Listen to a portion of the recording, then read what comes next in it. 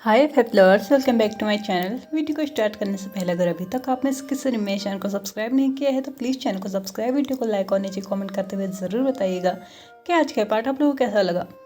तो चलिए painful love का नेक्स्ट पार्ट स्टार्ट करते हैं। लास्ट पार्ट में हमने देखा था कि फाइनली लैंसी चेन ने जैन चेंग को अपने प्यार का कन्फेशन कर चुका था, लेकिन यहाँ पे जो है ना जैन चेंग थोड़ा सा गुस्सा दिखाते हुए उसको बोलता है कि क्या तुम ये पहले नहीं कर सकते थे, क्योंकि अब उसके जाने का टाइम हो चुका था। यहाँ पे लैंसी चेन उसकी तरफ देखता है बहुत ज़्यादा लविंगली और उसके बाद उसकी चीक्स को पकड़ते हुए अपने हाथों में उसके बाद बोलता है, हाँ देर तो मैंने कर दी, बट मुझे लगता है तुम मुझसे ज़्यादा समझदार हो तो तुम इस बात को समझ जाओगे। यहाँ पे जैन चेंग अपनी तारीफ सुन के थोड़ा सा मेल्ट हो चुका था और उसने फिर से जेओजुन को टाइटली हग किया। उसके बाद थोड़ी देर उन लोगों की कन्वर्सेशन चली, थोड़ी नोकझोंक और थोड़ी प्यार भरी।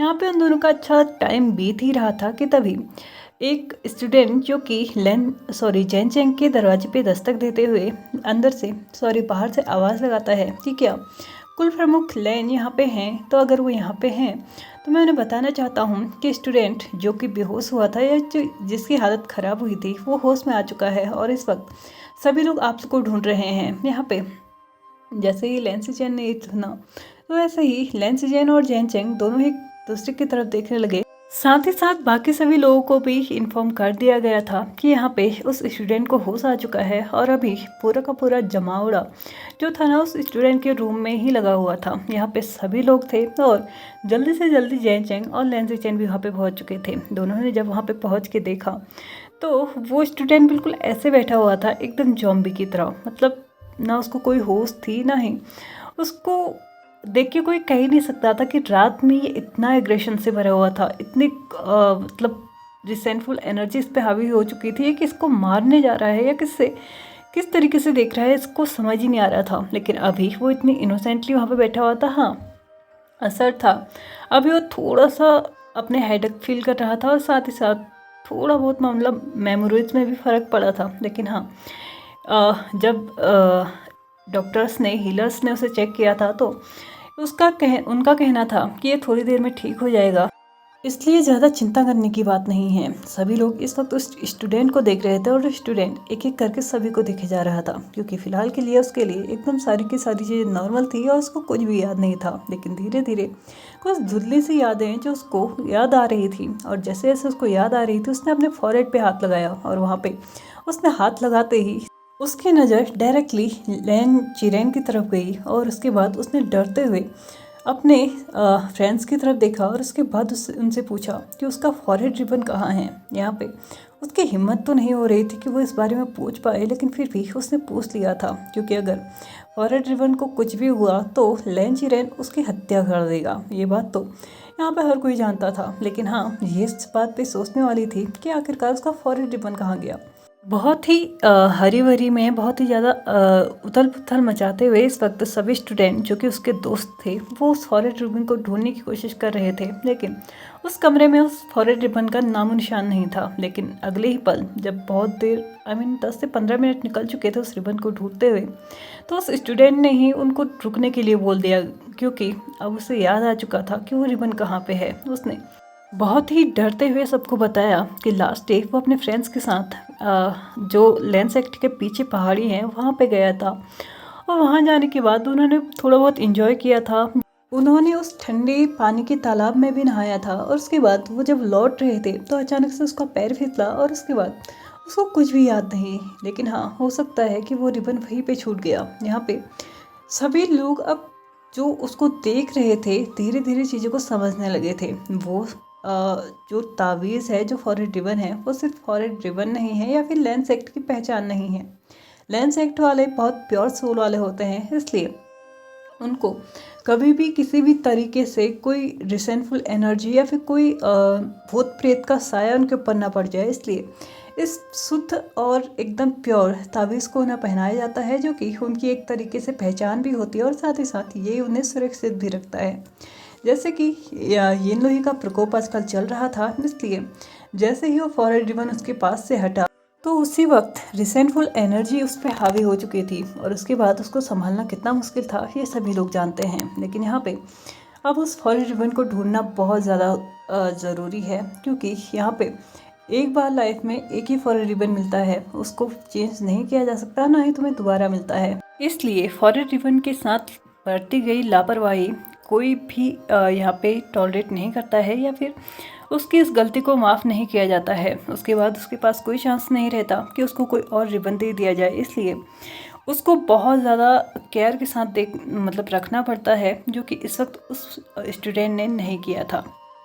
यहाँ पे वो स्टूडेंट डरते डरते लेन चिरेन की तरफ देख रहा था, और लेन चिरेन बहुत ज़्यादा गुस्से के साथ उस स्टूडेंट की तरफ देख रहे थे। और ये होना एकदम लाजमी भी था, क्योंकि उसने अपना फॉरेन रिबन खोया था, जो कि बहुत ज़्यादा इम्पोर्टेंट चीज़ है।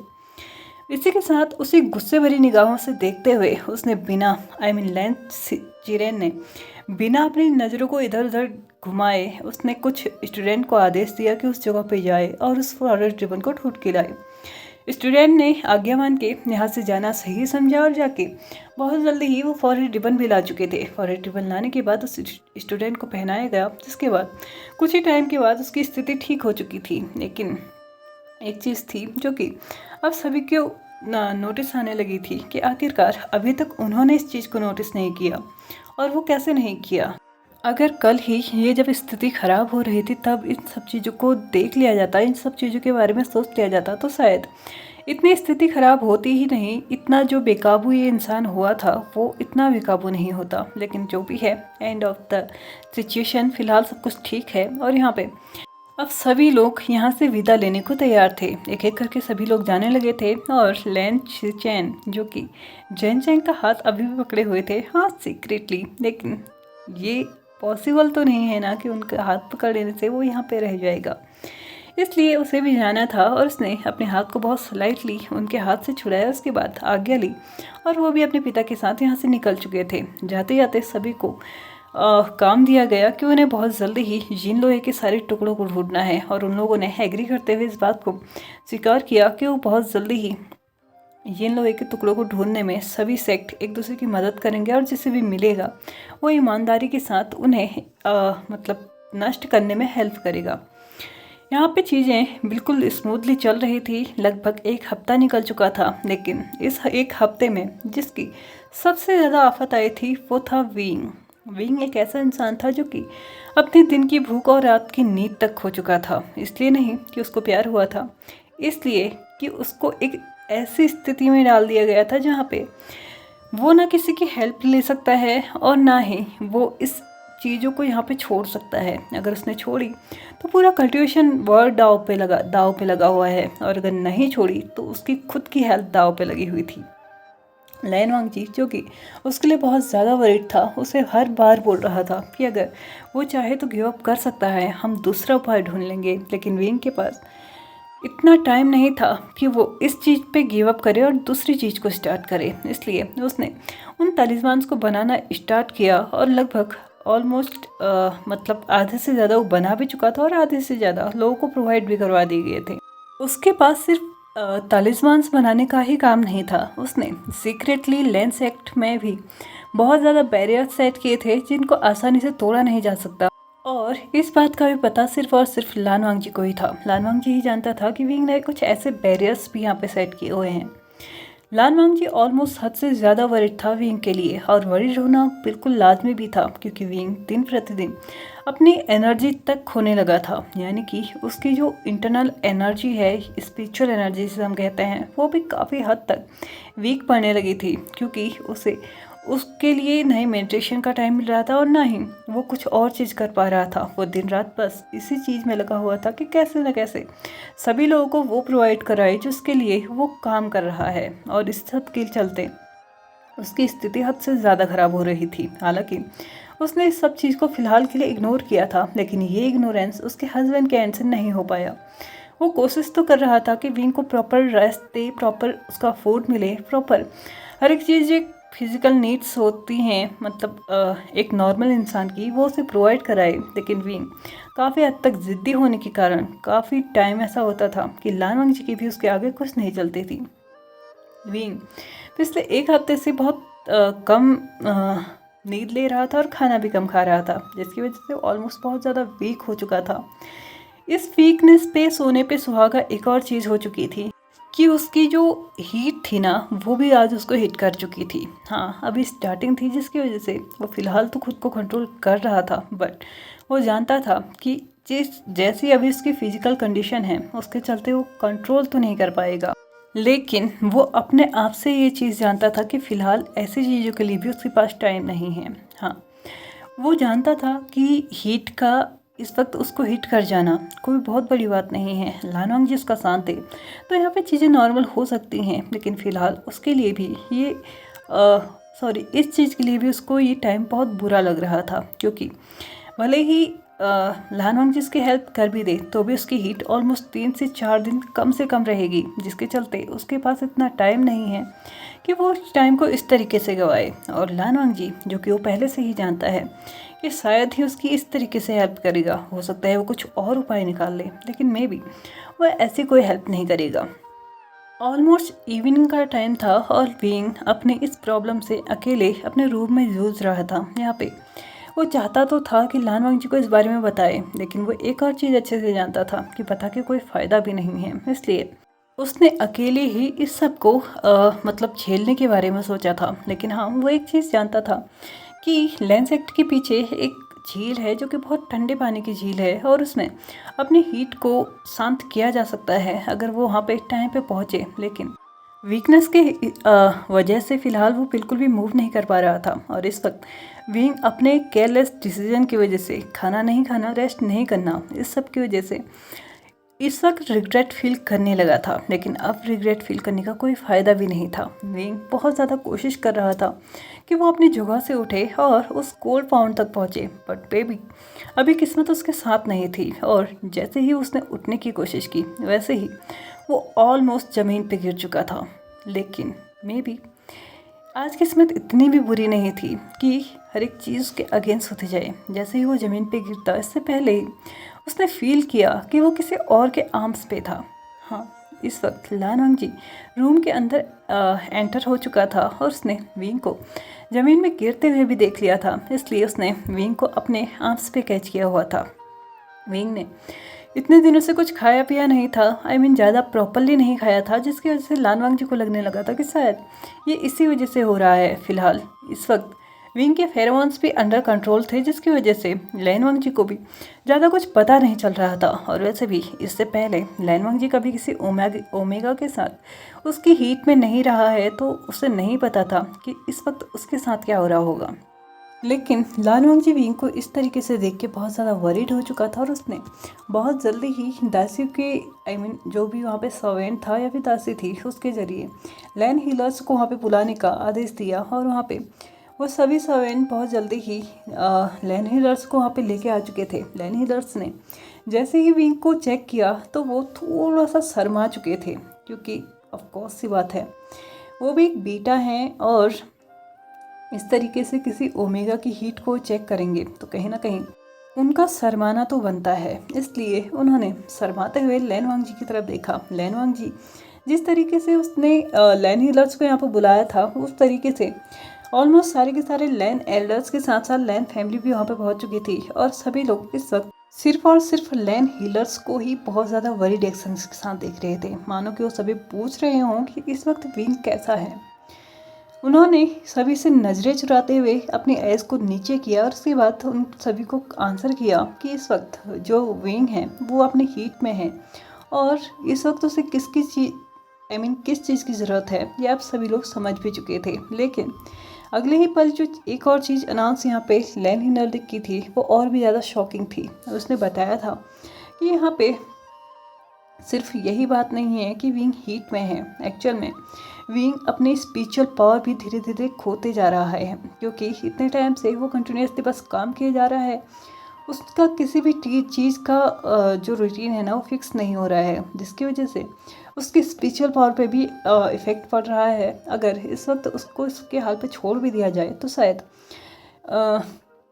वो अपने आप को कंट्रोल नहीं कर पाएगा और हो सकता है कि इस तकलीफ़ के चलते वो एक डीप स्लीप में चली जाए, या फिर हमें नॉर्मली जिसे कह सकते हैं कि वो कोमा में भी जा सकता है। लेकिन अगर इसे रोकना है तो सिर्फ एक ही उपाय है और उस उपाय को सिर्फ और सिर्फ राजकुमार लैन ही कर सकते हैं। यहाँ पे सभी लोग समझ चुके थे कि लानवांग जी को इस वक्त क्या करने के लिए बोला जा रहा है। लानवांग जी ने एक्सक्यूज़ देते हुए यहाँ पे लैन हीलर से बोला कि क्या इसके अलावा कोई और उपाय नहीं है, जैसे कि वो अपनी रट को शांत करते हैं पीछे पहाड़ी वाली झील में जाके, तो क्या यहाँ पे ये नुस्खा विंग के साथ नहीं आजमाया जा सकता। तो यहाँ पे लैन हीलर्स यहाँ पे लानवांग जी को बताते हैं कि अब इसके लिए बहुत ज़्यादा देर हो चुकी है। अगर विंग के शरीर में इतनी ताकत होती तो शायद ये चीज़ काम कर जाती, लेकिन अभी विंग के शरीर में इतनी ताकत नहीं है कि वो पहाड़ी वाली झील में जाए और अपने आप को वहाँ पे शांत करे। अगर हम में से कोई करने की कोशिश भी करता है तो भी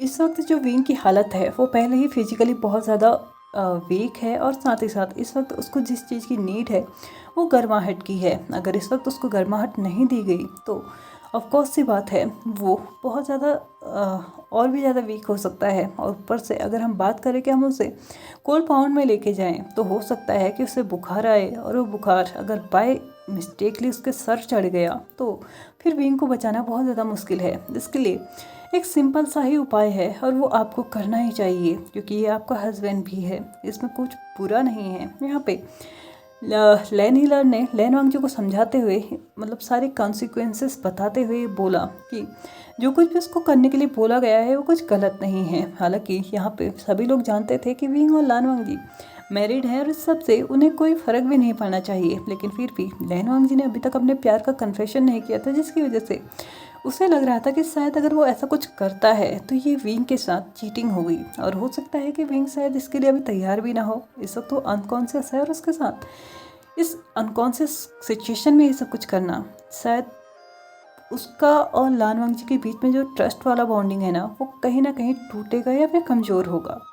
लानवांग जी सिर्फ विंग को देखे जा रहा था, और यहाँ पे लैन हीलर ने लानवांग जी को उसके सेंस में वापस लेते आते हुए बोला, मुझे नहीं लगता आपको देर करनी चाहिए, क्योंकि अगर 2 से 3 घंटे तक ये ऐसे ही रहे तो इनको उठाना मुश्किल हो जाएगा। ये एकदम कोमा में चले जाएंगे और उसके बाद इन्हें होश में लाना बहुत ज़्यादा मुश्किल होगा, और अगर बाय एनी चांस ये होश में आ भी गए तो भी कोई फ़ायदा नहीं होगा, क्योंकि हो सकता है कि अगर ये अपने अनकॉन्शियस सिचुएशन में इस वक्त अपने स्पिरिचुअल पावर से अपने हीट को कम करने की कोशिश करें तो शायद ये अपनी स्पिरिचुअल पावर को ही खो दें और एक कल्टिवेटर से एक नॉर्मल इंसान बन जाए। और यहाँ पे जो कि इस वक्त हम में से कोई भी इतना बड़ा लॉस सहन नहीं कर पाएगा, क्योंकि इस वक्त जो भी इस सारे मैटर को अच्छे से संभाल रहा है या फिर अपनी भागीदारी दे रहा है सबसे ज़्यादा वो विंग ही है, और विंग के साथ ही ऐसा कुछ हो गया तो हम एक बड़ी जंग जो लड़ने जा रहे हैं उसमें पहले ही हार जाएंगे।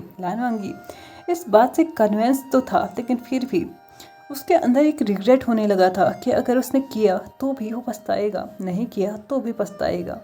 सभी लोग यहाँ से जा चुके थे, विंग और लानवांग जी दोनों ही इस कमरे में थे। विंग जो कि अभी भी अनकॉन्शियस पड़ा हुआ था, और लानवांग जी जो अभी भी उसके बालों पे हाथ फेर रहा था और बस अपने मन ही मन में बोले जा रहा था, विंग प्लीज़ उठ जाओ, मैं सच में ये सब कुछ तुम्हारी मर्जी के अगेंस्ट नहीं करना चाहता, प्लीज़ उठ जाओ ना, एक बार आंखें खोलो। अगर तुमने मुझसे बोला ये सब कुछ करने के लिए मैं करूँगा, लेकिन प्लीज़ एक बार परमिशन दो, मैं ये सब कुछ नहीं कर सकता बिना तुम्हारी परमिशन के। लानवांग जी विंग से बातें कर रहा था, लेकिन विंग यहाँ पे अभी भी लाइफलेस पड़ा हुआ था, और वैसे भी वो ऑलमोस्ट पूरी तरीके से कमज़ोर हो चुका था। तो लानवांग जी की बातों का अब उस पर क्या ही असर होगा, जिस चीज़ का असर होगा शायद उस चीज़ के लिए लानवांग जी भी तैयार नहीं था। लेकिन क्या लानवांग जी का तैयार ना होना सही है? खैर ये तो हम देखेंगे आने वाले एपिसोड में, क्योंकि अभी मेरा टाइम हो चुका है इस पार्ट को यहीं पे ख़त्म करने का। तो चलिए फ्रेंड्स, आज के इस पार्ट को हम यहीं पे ख़त्म करते हैं। वीडियो पसंद आए तो please like share subscribe and comment करते हुए जाइएगा। Thank you so much for watching my video and bye bye.